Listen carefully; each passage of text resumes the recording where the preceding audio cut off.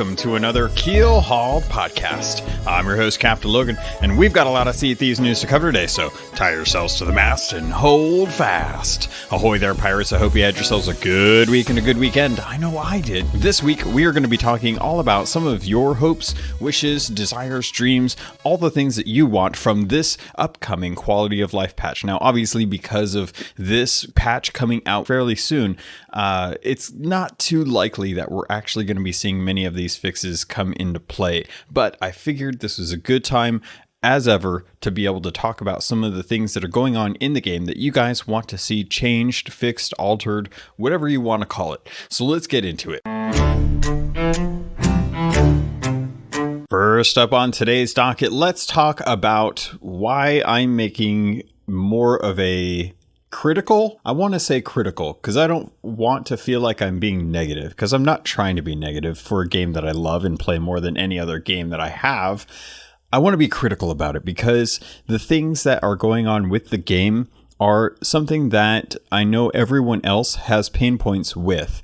And if I had my druthers, I would prefer that Rare go on a every other month update and have quality of life fixes in between those monthly updates. I can live with content for 2 months. I'm cool with that. I still find enough time doing stuff in the game, but I also recognize that this is a company. It is owned by another company, and that company has shareholders. So there has to be driving engagement with content. There has to be something that brings people to the game on a constant basis that continuously puts money into people's hands so that the game can get made. If people don't play the game doesn't get supported, the game gets shut down, and that would be the worst thing in the world. But I also see that if the game does not have proper stability, people are going to drop it because of frustrations. And that's that balance that you have to live in. That's that gray zone that we have to live in. And I constantly live in a gray zone because I'm always wanting to be critical of the game because I want it to be in its best state, but I also want everyone to play it too. So there has to be something for people to come and do. And it's tough. It's tough. Hold on. I'm getting an email right now that says, "Dear Logan, the money is being wired to your account right now. Thanks for supporting Sea of Thieves for all you." Oh, it's from Rare. Okay. Sorry. I didn't mean, I probably shouldn't have read that out. That's okay. Sorry. Anyway, I was talking about being critical of Sea of Thieves. So with Sea of Thieves, the main topic that I wanted to jump onto today deals with the competition of courage, because man, this has been a frustrating pain point for me. I have not spent a lot of time in Arena. I don't want to spend a lot of time in Arena, and a lot of it is because of frustration. I'm glad that we're getting new content, but that content isn't geared towards me, but I feel a necessary drive to want to collect it because of that cosmetic collection kind of mentality. You know, that's on me. I have to decide how important these cosmetics are for me. And at the moment, as much as I like the floofy danger cat, you know, I like him, but I don't know that I necessarily need him. In fact, I don't necessarily need the Cutlass either, but I have the boots. I got the Wolverine boots, or Sabretooth boots, however you want to refer to them. And the Cutlass could come and go. I'm honestly not too worried about it, but winning 20 games in Arena, that's going to be something that's a little hard for me right now because I don't like the current state of Arena. I think that the current state of Arena detracts from the enjoyment that is derived from Adventure. Now, I know what you're saying, that you should probably just go play Adventure, and that's probably why I do go play Adventure most of the time. But I feel like there's something that needs to shift with Arena. It's too similar to Adventure for me to find interest in it when I already have Adventure. It feels like it needs to be an entirely different game mode altogether that is unlike anything that you can get in Adventure mode. You can fight other people for a chest to turn in. It's called the Reaper's Bounty. It's really nice. And it was even better back when it was 50 doubloons as opposed to, 25 now, I think? I can't even remember. It was a lot better. But sticking with Arena, the problem that I have right now is when I've gone into Arena to play with friends to try and win, we try to play Arena. And not everyone is playing Arena. Everyone is playing Find a Boat, lock down the boat, and constantly hit the boat while repairing it, so that all you do is just farm kills and farm shots on the boat. And that's not actually playing arena. That's griefing. That's literally what griefing was determined as, is not allowing players to function the way you normally would have even balanced gameplay. So, and I can't prove it, so I won't speak to it, but it definitely feels like there might be a little bit of the handshake under the table for people kind of working on trading wins. Now, because this isn't like a esport where there's money on the line, it doesn't really make much of a difference if they're doing that. If they are, then cool, that's their effort that they're putting into it. But it's not something that's really an enforceable ban kind of situation where you can be like, all right, cool, well, they're working together, they've got a lobby going, and they're just going to farm each other for wins. Can't do much about that because it's not an esport. Totally understand it.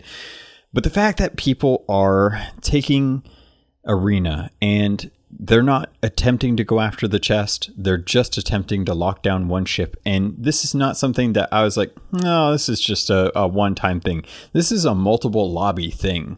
And this isn't even my experience. This is I've seen in streams experience. So it's definitely apparent that this is something that people have learned, that it's quicker and better. And if anyone in Sea of Thieves community understands one thing about this game, there are people who are going to min-max, and then once that strategy's out there, that's how everyone is going to do it. Back in the day, when we ran Athenas, we collected everything. We collected everything. Now, if you want to speedrun an Athena, you just shoot a bunch of people off on some different islands, tap the chests, grab a mermaid, and you're done. Congratulations, you finished up the Athena, you got the chest, that's all you needed. Same thing with Fort of the Damned. The point being is that if people can work out what the best way to earn silver in arena is, if it's not the chest, people aren't going to go after the chest. They just won't care. My crew and I, from the Keelhauled Discord, actually went out. We collected 2 chests and fought off 2 ships, and we still lost arena because there were 2 ships off in the distance. One was locked down, the other was shooting and repairing that ship to gain coins. We couldn't keep up. They had enough cannonballs that they could get over 10,000 silver. 10,000. One chest is 1,000. They turned in 10 chests worth of points in arena match by one ship getting locked down and keeping it afloat while they kept shooting at it. That is not the intended use for arena, in my opinion, because they're not competing with anyone. They're stomping on one person and they're keeping to themselves. It's no different than how people used to store chests on an island and hope for the map respawns, and then they would grab them all and turn them all in at one time. And there needs to be a balance. I don't necessarily know what the best way to balance it is. I have a lot of ideas, but ideas are easy, and anyone can come up with ideas for how to fix arena or change arena. But at the moment, it stands that there needs to be more incentive on the chest, something that actually allows people to feel like getting a chest is worthwhile. So I don't know if that means that the chests need to be quadruple the value, or if you need to take away any points for taking down another ship or firing on another ship and removing the incentive to fight each other, but to go after the chests instead.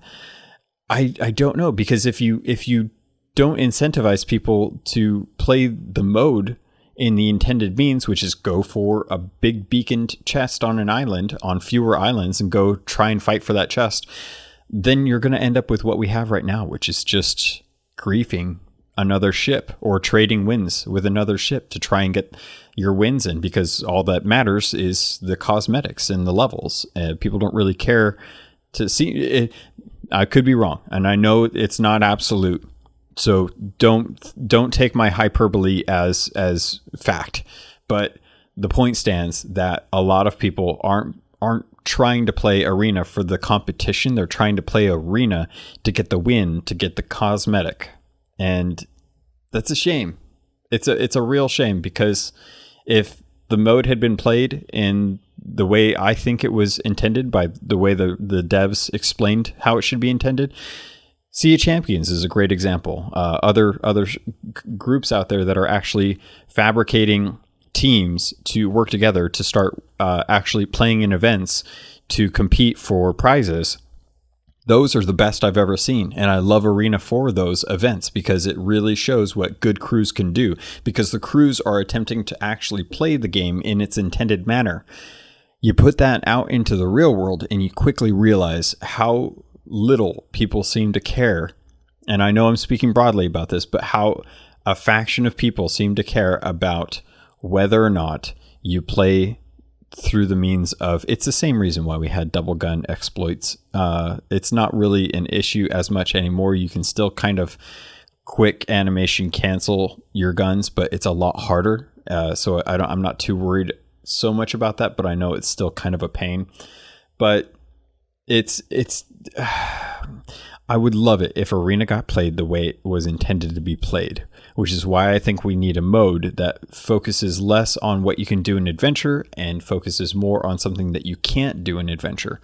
Take the beacons and put a bunch of them on islands and force players to have to sail around to different islands to light the beacon with their flame. And whoever holds the most beacons gets to a certain number of time spent with their beacons lit, and whoever gets to the certain amount of time first wins. So that way, there's opportunity that you're going to have to go to an island, and if you leave one of your beacons unmanned or unpirated, I don't know a good way to say that, but if there's no one there guarding the beacon, or if there's only one person guarding the beacon, then that means that there's a better chance that someone could sail over there and steal that beacon while you go try and claim another one that's being held by a different crew. It's not a new concept. We've had modes like that in other games, but I'm really frustrated with Arena. I'm not a fan of it. If I had my say so, I would have Arena for going out and actually showcasing the game, like putting it out there the way they did with different events like E3 and TwitchCon, things like that. I appreciate Arena for those modes because it's fun to go in there and try out the combat and sail around and dig up chests and, kind of give that small taste of what adventure is. But outside of that, I don't see the appeal, and that's my perspective and it's my opinion. So if you disagree with it, that's fine. Just know that it's my opinion and not how I think that the game is going to change, because I don't know that my opinion is going to affect anything for the future. But at least I'm kind of sharing with you how I feel about that. So I reached out to Twitter and I asked all of you, this is the month that we're supposed to be getting a quality of life update and a bug fix update. I don't know how much is coming. We don't know what's coming. So until Rare kind of announces what's going, I wanted to find out what some of the things you guys wanted from a quality of life update, because I can't remember if I already recorded this on another part, because I've kind of redone this a couple times as I continuously think about it. But I wanted to see if Rare could do the whole 1 month update, 1 month not update. I think I did talk about that earlier today, so forgive me if I didn't.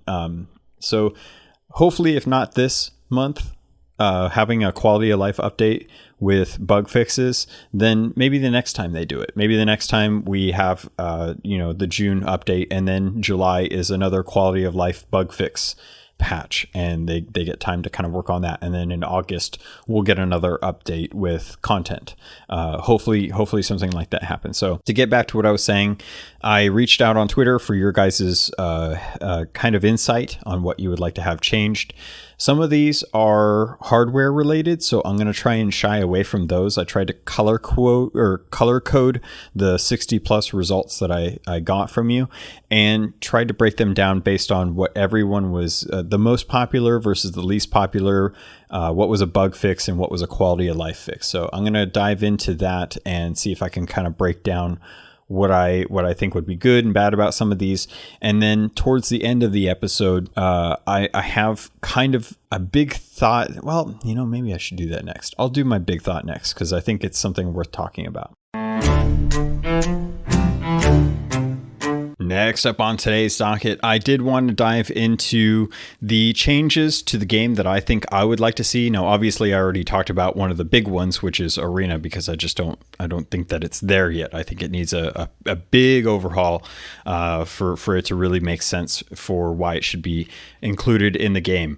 The one that I wanted to dive into now it's a result of a lot of different things, but it's definitely something that is in the game right now that is kind of archaic. It's not archaic. It's a good focal point for people to know what to go do, because people have one point that they go to and they know exactly what to expect with this interaction. But I think we need to get rid of Duke. I think Duke needs to go away permanently. And it's not because I've had it out for him for day one, because I think he's a Dark Lord. I still think he's a Dark Lord, and I still kind of have it out for him. But with Duke as a game mechanic, it doesn't make sense lore-wise why this dude is in every single tavern on the seas. There's the one character that I can think of. Now, I could be totally wrong about this. Don't quote me on this, but I could be wrong. I'm willing to be wrong on this, but I'm fairly positive, like 99.8% positive, that the mysterious stranger that gives you the Shroudbreaker Tall Tale is the only other replicated character in the entire game. Every other character has a name, a personality, custom dialogue. They're all different except for the mysterious stranger and Duke. And that bugs me from a lore perspective, but also from a mechanics perspective, because Duke has now been the catch-all for everything that comes new to the game that doesn't pertain specifically to a trade company. And that bugs me at a base level, because all of his equipment, his black market junk, no, not junk, all his black market cosmetics, all of that detracts from the original company or the original shop owners. And I get that he's part of the lore now, but if we're willing to cut out other parts of the game that no longer need to be in the game because they don't really do much. Have you looked at at a new account and Curse Sales? Curse Sales have 3 commendations. 3. I went on to Insiders to do some testing for I guess I can't really get into that, but I went in to go try and help make the game better for a launch that's coming up. And I went in with my new pirate that hadn't done anything, and I looked at the commendations to see what was still achievable. What could you still do? Because I've done pretty much all of it except for a couple things. And the thing that I noticed was that Curse Sales, one of the biggest events, the second event that came into the game, has 3 commendations. Everything else has been removed from that if you're a new player. So with Duke, getting back to him, the thing that I think is troubling me about him is he is a remnant of the Build Rat updates, which don't come anymore. We don't get any new Build Rat updates. We just get updates. But everything gets fed through him instead of other characters. They could easily be on the Tavern Keeper. The Tavern Keeper should be the main person that you go to in a tavern to talk about what's going on in the Sea of Thieves. And all she does is refill your grog and have some witty banter. Unless she's tied to a tall tale, there is nothing for her to do except sit there and take up space. And while it may take some work, because you have different characters for every single tavern, that would have to have all of the different cosmetics, all of the different voyages, all of that stuff on one person, I think we need to adjust what the black market is. I think all of those cosmetics need to be moved to the appropriate people, to the clothing vendors, to the weaponsmiths, to the shipwrights. Those all need to go there, because if you're buying cosmetics in this game brand new from the ship person or from the shipwright or from the clothing person, that's where you go to buy those cosmetics. You don't go to Duke for the normal stuff. So why are we going to him for the black market stuff, for the new content? That content just needs to get pushed out to the original shop owners so that you can actually have all of that stuff under one roof. Literally. All of the clothing under one roof. Not Duke and the clothing vendor, but just the clothing shop. All of the voyages need to go through the tavern keeper. She's the one with the gossip. She's the one that hears all the pirates come in to talk about all this stuff. Why is Duke the point of interaction for this? He's the only bilge rat. We've never seen any others. He's a relic of the bilge rat updates, which is a system that hasn't been updated since 2018. Let that settle for a second. We haven't had a bilge rat update since 2018. Now we've had mercenary voyages. They weren't called bilge rat updates. They were under the bilge rat update thing, but they weren't called bilge rat adventures. And we've had Fort of the Damned. That wasn't considered a new bilge rat adventure. That was just called Fort of the Damned, and it was just a better version of the Festival of the Damned. But we haven't had an actual bilge rat adventure, a titled one, since 2018. And I'm fine if you guys want to bring in the mercenary stuff and call them mercenary missions and have us go around and dig up chests on Shipwreck Bay and Wanderer's Refuge. That's fine. You brought in the mercenary stuff for that, but I think we need to get rid of Duke. I think we need to put all of the stuff that Duke facilitates to the tavern keeper and just delete Duke because he's weird. It doesn't fit in.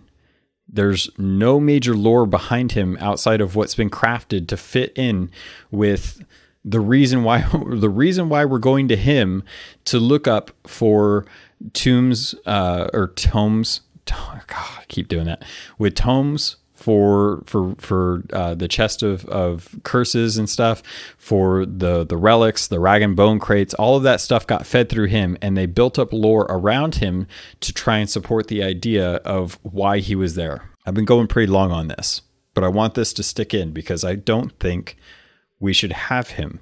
He's a relic, and we need to put more emphasis on the characters that were in the game when they first started the game.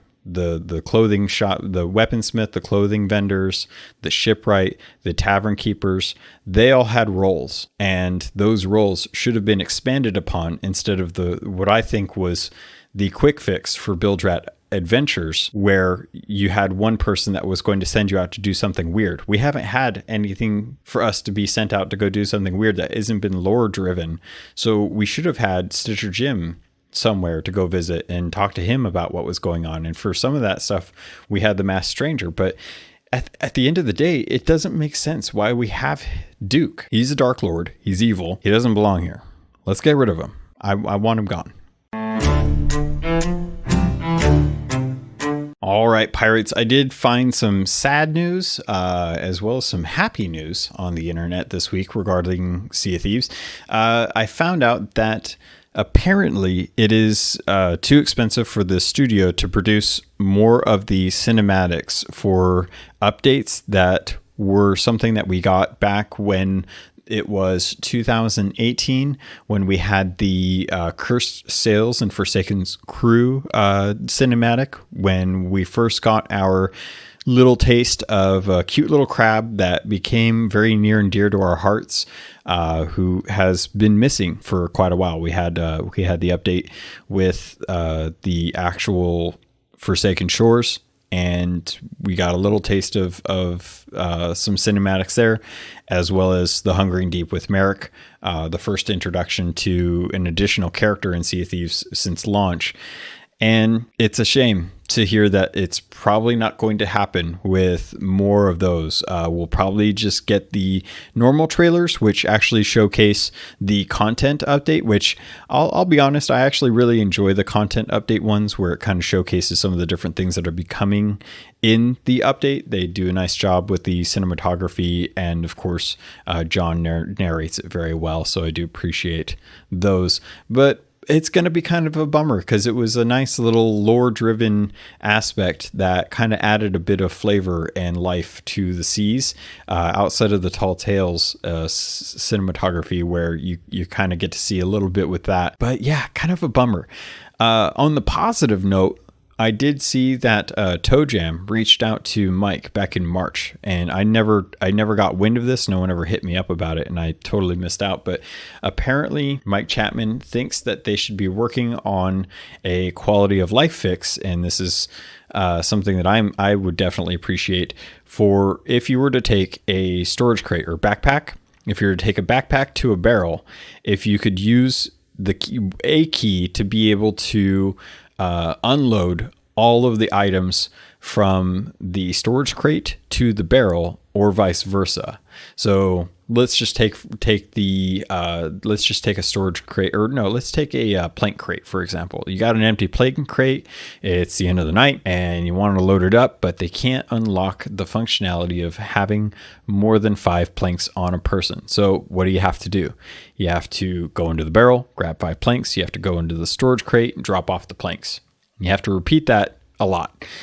With this functionality, something that Joe thinks that, or excuse me, something that Mike thinks they should be working on, you would be able to hold the wood crate up to the barrel, and it would just fill the barrel. I love that. I think that's a great quality of life change that could come to the game, and that would help facilitate the backpacks a lot better. If you had a bunch of stuff in them, and you walk up to a barrel and you hold it up to the barrel and you just dump everything that pertains to that barrel into the barrel from the storage crate. And then you take the storage crate, you go over to the cannonball barrels, and you just dump everything in all at once. No transferring, no manual transferring.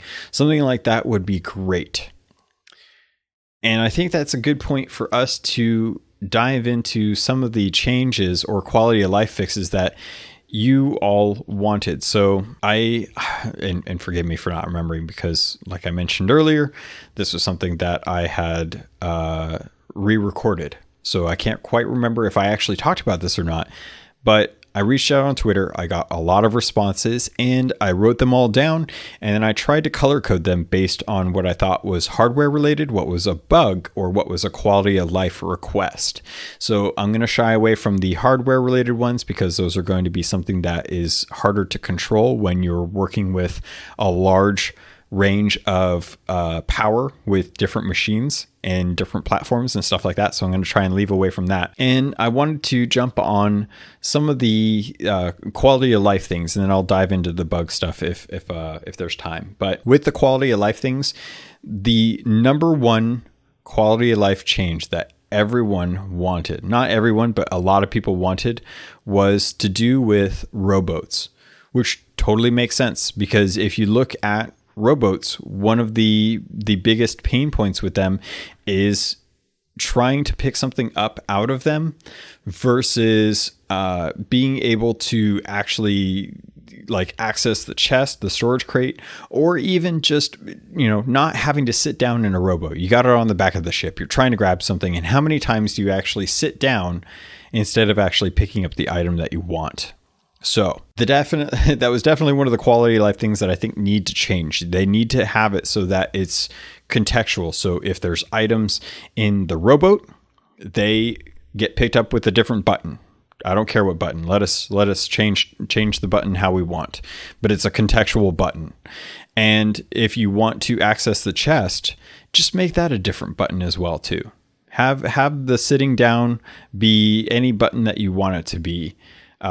Say it's the normal interaction button that you have, like X or F, depending on how you're playing. And with the actual collector's chest, or with the actual chest on there, just make that a different button. So if you want to access it, it's easy. You don't have to actually mess that up. You just see the prompt and you hit the button and it works or it doesn't work, because you're either too far away or you aren't looking at it properly. The next one that I think was one of the bigger ones for the quality of life changes. Now, a lot of these I totally understand, but I'm just kind of ranking these based on how many times people actually responded to them with the same answer. So allowing the swapping of boat sizes. dynamic boat sizes, being able to change your ship type in game without losing your session or your supplies, because that's the main reason why people want to do it. If people wanted to have someone jump on and they were okay with getting rid of their supplies, they would just leave the server. But they might be in the middle of a voyage as well too, so that's kind of a pain point, especially if you're in the middle of a tall tale and somebody wants to jump in shortly after you guys have already set sail. Being able to change your ship size.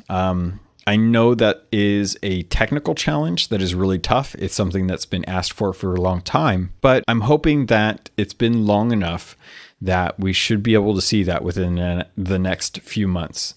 I don't know how important that has been to Rare, but it's definitely something people have been asking for a while. The next thing that people wanted to kind of talk on is half quality of life and half bug fix. So I'm including it because of the quality of life aspect of it, and less because of the cannonball load bug, which is something that I think everyone really dislikes, but I'm sure will get fixed. And that's the ammo type for cannonballs, being able to change the ammo type for when you are actually firing on someone. The radial is nice. It was a quick fix. It was something that Rare realized pretty shortly after launch of Cursed Cannonballs with the Cursed Cruise back in, gosh, when was that? 2018? Yeah, that was 2018 that we got the Cursed Cannonballs. That they realized that you need to have a way to be able to select the different types of ammunition for cannons. And the radial was good. It does its job. But when you put in a cannonball bug, it makes it really tough to think that that's the optimum way of approaching this. Continuing on with some of the quality of life changes that I want to see come to the game that you guys reached out with. Some of the thoughts that I had or some of the things that you guys said were actually thoughts that I've had and have been on a soapbox for quite a while, and that revolves around supply crates. Now, it's up to you to decide if you think it's fair, if they should have supplies or not. Being able to buy supplies at an outpost, I think, is something that I've been asking for as a gold sink for a very long time. I would just be happy if they would at least give us the ability to purchase a supply crate or a backpack empty, just to be able to quickly gather up supplies on an outpost. But if I could just buy supplies from a shipwright at an outpost, I'd be happy doing that, because being able to fill up quickly with a certain number of cannonballs and planks and food right off the bat would help enable me to get back on the seas and be less punishing if I'm on a bad server where I happen to be getting griefed by a ship who is, you know, just much better playing, and I don't want to be on that server anymore, but I've already got a bunch of supplies. That's just one thing that hasn't happened, but for the sake of argument, that would be the idea of why you might want to do this if you wanted to hop servers. Other people just like hopping servers. I know a lot of streamers do it to check and see like where active servers are. The next thing that and I could go a lot more into that, trust me, but I think you guys have heard me talk about this for quite a while, so you already you should already know kind of my viewpoint on this. I think we need to be able to buy supplies. I don't see the negative aspect of it, and I haven't been told an aspect of it that would convince me why it's not fair yet. I've still been able to see the reasoning why it's still a fair system. The next thing that I wanted to talk about was with supplies, especially food. Being able to prioritize food in the barrels was a big thing that I think a lot of people want as well too. And when I speak to that, it's something that you guys should probably agree with me. You want to be able to organize the fruit so that when you go in there and you hit the interact key so that you get supplies from the barrel, you don't want the bananas. You're pretty good not getting the bananas. If you want the bananas, then you specifically want the bananas, but generally you want the better stuff first. So having the ability to prioritize fruit in the barrels, not necessarily by hand, but giving us a button to press to sort by highest health regain to lowest health regain, that would be a big one for me. Definitely. And I know you guys would probably enjoy it as well too.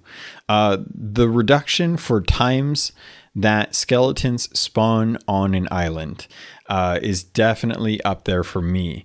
I have noticed, and other people have been frustrated by the fact that if you're on an island and you're just trying to work on a message in a bottle or a voyage or what have you, it's really frustrating to have skeletons constantly spawn on the island. And this is something that they could tweak the timing on very easily.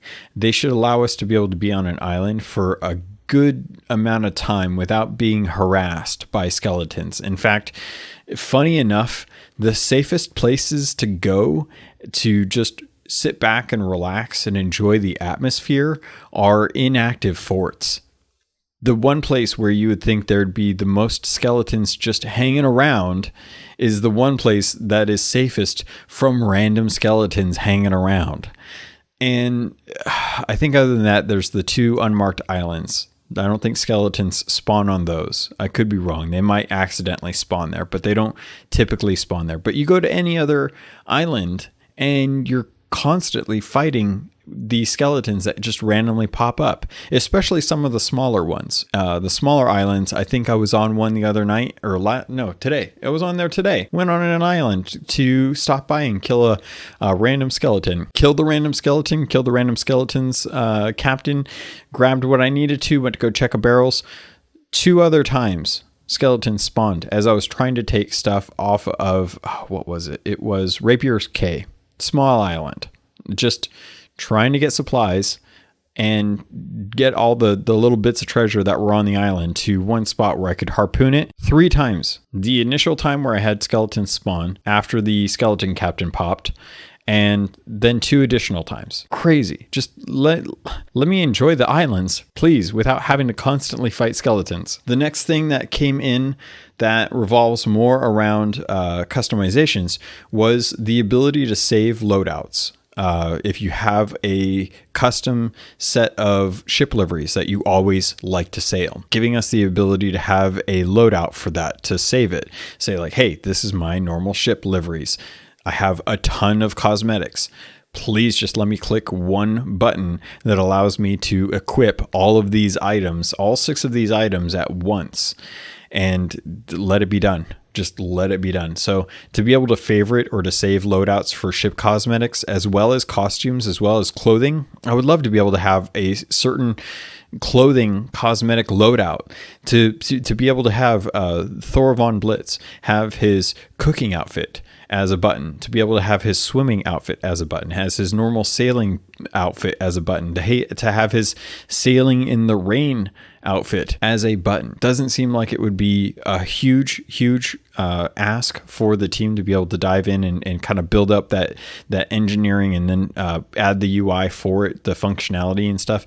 I know these are all things that require a decent amount of time and testing to make sure they don't break things. All of that being said, these are just the things that I think are some of the higher points of what people want to have fixed in the game as a quality of life improvement, something that would make our time on the seas better spent. The retrieval of tall tale quest items, if lost or sunk, not having to restart an entire tall tale because at the very end, you just happen to come into the wrong set of circumstances and you lose the item. And unless the crew is nice enough to just leave it on an island or a rowboat and tell you about it in party chat outside of the game because there's no other way to talk to people, that's... I see the reasoning for that. I definitely think it would be something that would be nice if you could just go back to the island and restart a new point restart from a certain point of the tall tale. And I've heard that there might be a checkpointing system coming in. I haven't researched that fully, so I apologize for that. I'll try to do better in the future. Private servers. That's a big ask. That's something that a lot of people have been wanting to set up different events, to be able to set up machinima. We got a really awesome machinima a while back that was really fun to witness. It was really, really well edited together because it took a lot of different recordings and, rotoscoped out the pirates and then put them all in one scene. I would love to see something like private servers to allow us to have the ability to build our own stories and tales, record those, edit those together, and build stories for people to be able to consume, content to consume. Give us, us machinima people, a way to do this easily with private servers. I don't care if I don't earn gold or reputation or cosmetics in that mode, because that mode isn't going to be for that. It's going to be for onboarding new players or safe environments for kids. Yesterday, Ubisoft released their discovery tours for Assassin's Creed Origins and Odyssey for free because of the current lockdown. And I downloaded those immediately because I wanted to jump in and actually wander around those areas without having to worry about who do I have to sneak past, who do I have to not or kill to be able to play those games and enjoy the atmosphere, the real life, or not the real kind of replica that they've kind of tried to make with these worlds, with Greece and with Egypt, to be able to explore those without necessarily having to play through the game and miss out on something because of a certain gameplay sequence. To be able to play Sea of Thieves and go to an island and be able to have a private server where you can set up duels or your own games, or to test out games without, trying to fabricate, a live server and take away from the enjoyment of other players who are out there trying to fight other pirates who are just trying to interrupt your gameplay because you're trying to do something that will be taken to adventure eventually once you kind of work out the kinks of how it all works. Stuff like that would be great. And that's something that I think I would pay for a private server, Rare. I would pay money a month to be able to have access to a private server. And I know that this is a functionality. Just work out the logistics of it, set it up for us, get it so that it actually is reliable and safe, and how you need to set it up so that it's fair for other people, and let me do that. Let me have that option, because I would love to have a Keelhauled Discord private server for the people that want to go and play with each other and have fun fighting each other without trying to break the login system so that they can all jump in on the same server at the same time and then test it out to work it out. All right, so some of the other things that came in, there's again, everyone that reached out to me, thank you so much. I don't have enough time to justify getting through all of these and being able to read off all the names. But if you heard something that you mentioned on the tweet, know that you were the one that I'm referencing, because these were all pulled from that tweet. Some of the other things that I thought were good quality of life fixes that could be coming to the game: localizing loot after killing a kraken, being able to have something cool like the kraken's head pop up, and then as it leaves, it has all the loot right there. I don't know that this pertains specifically to the lore, because as I understand it, the last child of the old mother is the kraken that we have in game, and when it shows up, you're essentially kind of deterring it from constantly killing you. It's not like you're killing it, you're just stopping it for the time being. So I don't know that necessarily seeing a killed kraken is something that would pertain to lore, because then we wouldn't have any other krakens. As we understand it, there's only the one left. But I will say that it does take a certain number of tentacles to knock down a kraken, and if you do actually kill a tentacle, then it kind of counts towards the boss health. And then once you actually kill it, that's when you have a big pile of loot, have like a bunch of bubbling water come up to the surface. And you may not see the kraken's head, because I don't know that they'll ever do that, even if they had the time. I don't know. But at least having all the loot kind of float up in one spot so that it's easy to get. Very similar to the Megalodon. I think that would be a nice quality of life, instead of having to spend 2 minutes of your time just looking for the treasure and trying to remember where each tentacle was when you killed it, and if it has or hasn't actually sunk to the bottom of the ocean, depending on how long it took you to kill the kraken. Because believe it or not, the kraken is never just the kraken. It's always the kraken and a ghost ship, or a skeleton ship, and a megalodon all at once. They always seem to pop up. Breaking up those events please, so that they don't always happen at the same time. It's so weird that they all happen at the same time. And to get krakened right after or right during when you have like a skeleton ship on you, and then a megalodon shortly after, it's tedious. It's frustrating because you may not always have the supplies for it. And it doesn't seem like, of all the epic beasts and creatures and magical things in this world, that those should all be jumping on you right at the same time. I feel like we could probably space those out so that it feels better and less likely that you're spending an hour on the seas without anything, only to eventually run into everything all at once. Moving into some of the next one, I'm going to shotgun some of these ones because I still want to dive into some of the bugs that I know people have problems with.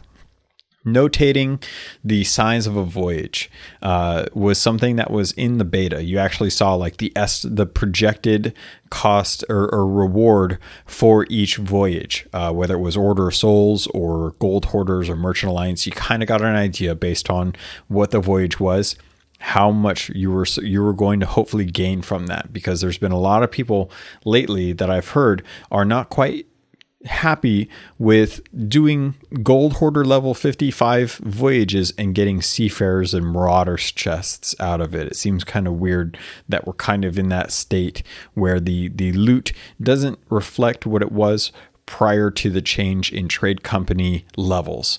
Now, this is anecdotal at best. The numbers, I'm sure, are somewhere at rare. They could take a look at this. I'm just requesting that we get a way to get an idea of how valuable is this voyage? How valuable is this message in a bottle? Is this message in a bottle something that's worth doing? And with the messages in a bottle, being able to remove those, being able to actually like take those out of your wheel, discard them, that's a big one right there. Having that functionality, whether you can, and that's the thing that really kind of surprises me, because you can harpoon bottles with the messages in a bottles. If they're out in the water, you can actually harpoon them and then accept them off of the harpoon. So they're a physical item. If you can make it a physical item, then discarding them should do the reverse of what it is when you pick one up off of a harpoon. Like if it's on a harpoon and you accept it from there, just like you would accept it if it were on a beach, then allow me to discard it and then put it on a harpoon and then just drop it in the water so that it's floating in the water. And if someone wants to find it and grab it, they can. If not, it'll float to the bottom and disappear as if it were, if you hadn't picked it up in the first place.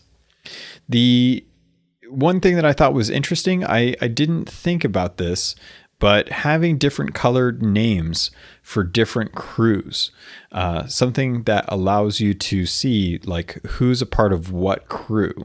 And that's a nice one, because, you know, too often or not, if you're in an alliance and another ship rolls in, unless you know the names of the other people, which more or less you usually don't, it would be nice to at least be able to identify them better. That's an accessibility thing that I think goes to just a cognitive recognition of who's who, that I don't think would be game breaking. And I can already hear the people who are saying that this would ruin my ability to sneak up on a ship and mingle with the crew without them knowing that I'm actually part of the crew, yada, yada, yada.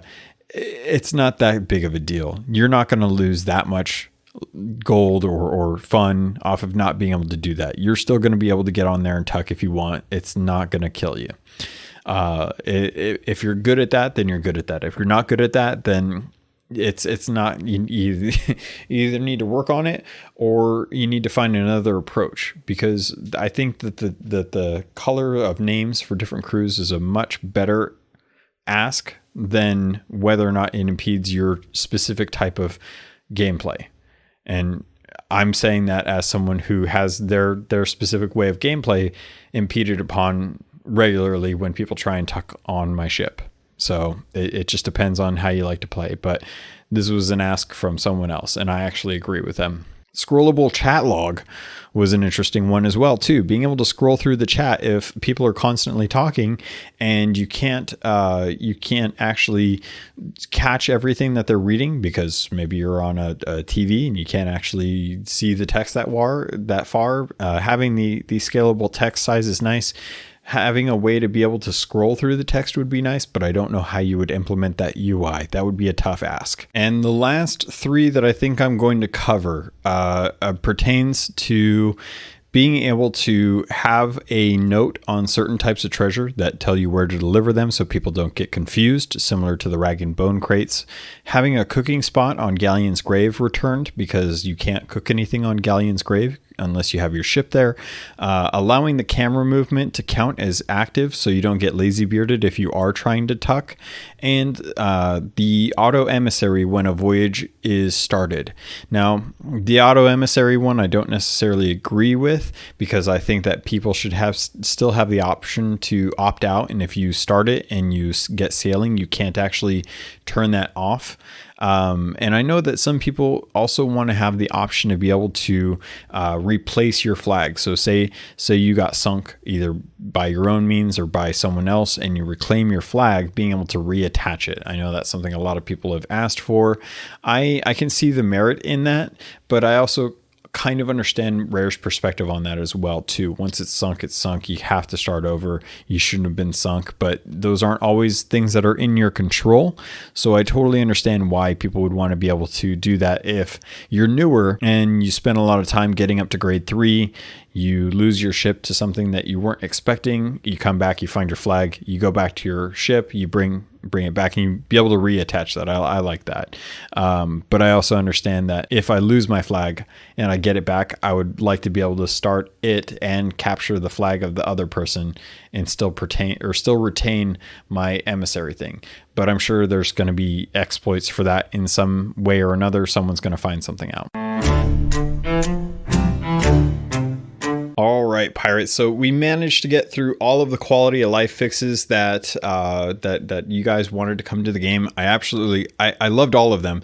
There was only a couple I think I didn't really agree with, but it's one of those things where I didn't necessarily disagree with it. It just wasn't a big priority for me. Some of the things that I wanted to talk about that you guys consider bugs or things that just need to get worked out from the game, twerks, whatever you want to call them. These were the things that you reached out to me with kind of the highest priority. And surprisingly enough, hit registration was on the top of the list. Everyone wanted hit registration to just be better. And this is something that Rare has been tackling for years since the game was launched. This is something that they've had problems with for a long time. It's been brought to their attention. They've worked on it. They've tried to get a better way of having it register so it's more accurate to what is represented on the screen. There's still a lot of issues with it. I know anecdotally, I was sailing yesterday with the crew, and I shot a person with a keg who was swimming to our ship. I didn't get a hit registration, and the person was getting onto the ship with a keg, and I tried to shoot the person again, and I didn't get a hit registration. But as soon as they got to the top of the ladder, they died, and the keg dropped onto the top of the deck in a normal state, didn't blow up. So I don't know how they fix this. I don't know how they go about doing that, but it's definitely something where I didn't think any of the 2 shots that I put into that person worked, but they did. And I don't know why it wasn't represented from my perspective, but it was kind of harrowing to have to deal with that. And I know a lot of people have to deal with this. It's still an issue. And to go along with hit registration, having the ability to shoot someone through a wall, through most walls in a ship, is kind of crazy. It's something that I know I've seen people do with swords. It's something that I've seen people do with guns. You can shoot through the deck. You can shoot through walls. The back canopy on a sloop does not protect you. And that's kind of a shame, because it's there. It should block shots, but it doesn't always do that. And I feel like general server stability is something that a lot of people want to see changed as well too. It hasn't felt very stable this last update, and I know there's some other things that people wanted to have kind of talked about.